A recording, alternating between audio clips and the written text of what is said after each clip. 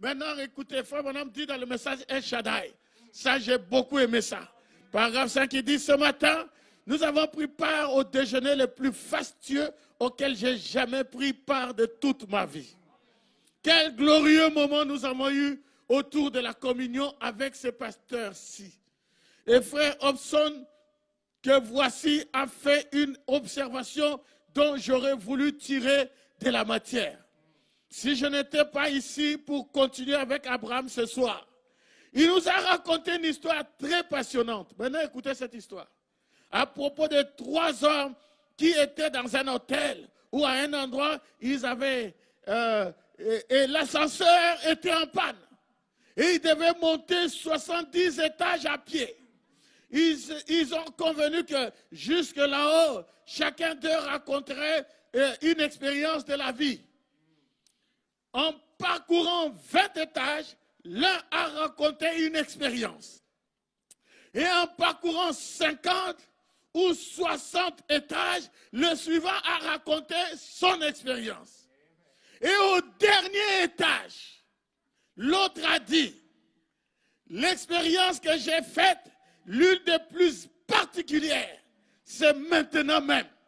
J'ai oublié mes clés à la réception.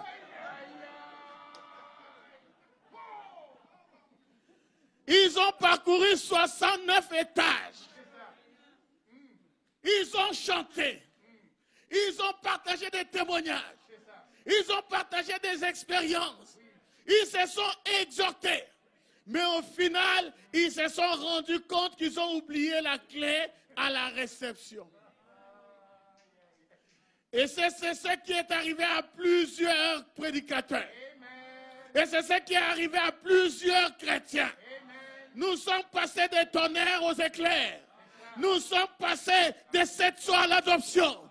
Nous sommes passés du 3e poule à la vision de l'attente. Mais nous avons oublié la nouvelle naissance. Nous avons oublié rencontrer Christ. Alléluia, donnez-moi un amen. Nous avons oublié le baptême du Saint-Esprit. Et nous sommes obligés de retourner. Pourquoi? Regardez seulement ce qui se passe dans les réseaux sociaux. Vous comprendrez que les gens ne sont pas nés de nouveau. Ils ont une grosse tête, mais un petit corps.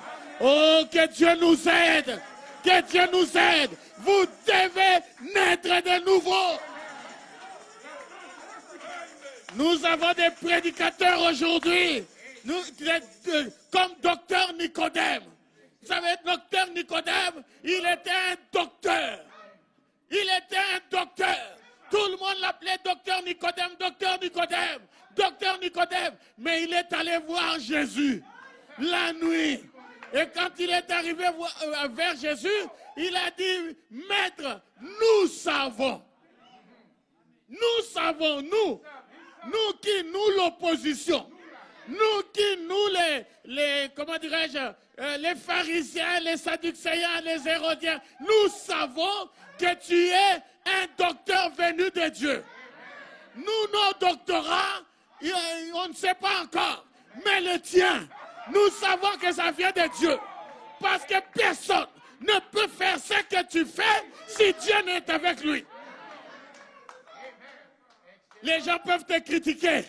Les gens peuvent dire beaucoup de choses.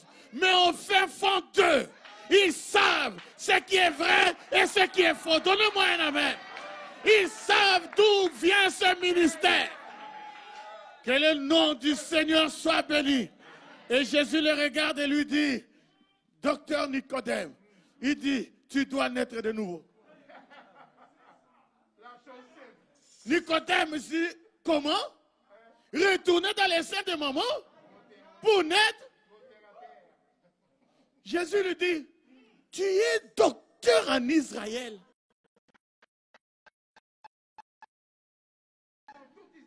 Et tu ne sais même pas ces choses. Et voilà l'état dans lequel nous sommes. Est-ce que je peux entendre un amen? Parce que si un homme n'est pas né de nouveau, il ne peut pas voir le royaume. Il faut bon homme dit voir, c'est comprendre. Il peut emmagasiner les choses, mais pour voir, pour comprendre le royaume, il ne peut pas. C'est impossible.